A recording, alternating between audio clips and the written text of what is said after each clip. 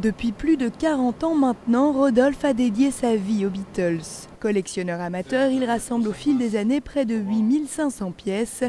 Reconnue comme la plus grande collection privée du monde, elle entre même au livre Guinness des records en 2001. Depuis début janvier, ses disques, photographies et miniatures sont exposés au public à Buenos Aires. Parmi tous ces trésors, une brique du Cavern Club, un chèque signé de la main de Ringo Starr ou encore un autographe de John Lennon.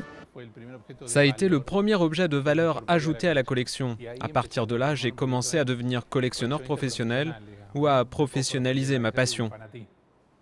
En épluchant les vitrines, ce sont surtout des produits commerciaux que l'on retrouve, témoins de la Beatlemania de l'époque. Mais pour le collectionneur, chacun de ces gadgets et bibelots insolites sont autant de trophées, comme cette simple boîte de chewing-gum. J'ai eu du mal à la trouver car elle n'était jamais complète. Il n'existait pas de boîte complète. En général, on trouve 1, 2 chewing-gums. Les collectionneurs en ont 2, 3 et ils vendent ce qu'ils ont en double. Mais entière, jamais. Les Beatles n'ont jamais joué en Amérique latine, région du monde où ils comptent pourtant de nombreux fans.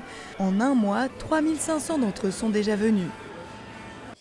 S'il n'y avait pas ce musée ici en Argentine, à Buenos Aires, on serait obligé d'aller dans un autre pays et ce serait impossible pour moi. C'est fabuleux, c'est une expérience sensationnelle. L'entrée du musée ne coûte que 4 €, mais Rodolfo y trouve largement son compte.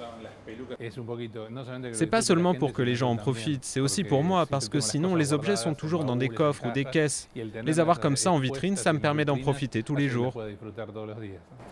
Pour le moment, seul un tiers des objets sont exposés, mais chaque année le contenu sera renouvelé avec les 6000 souvenirs des Beatles qui attendent encore dans les cartons.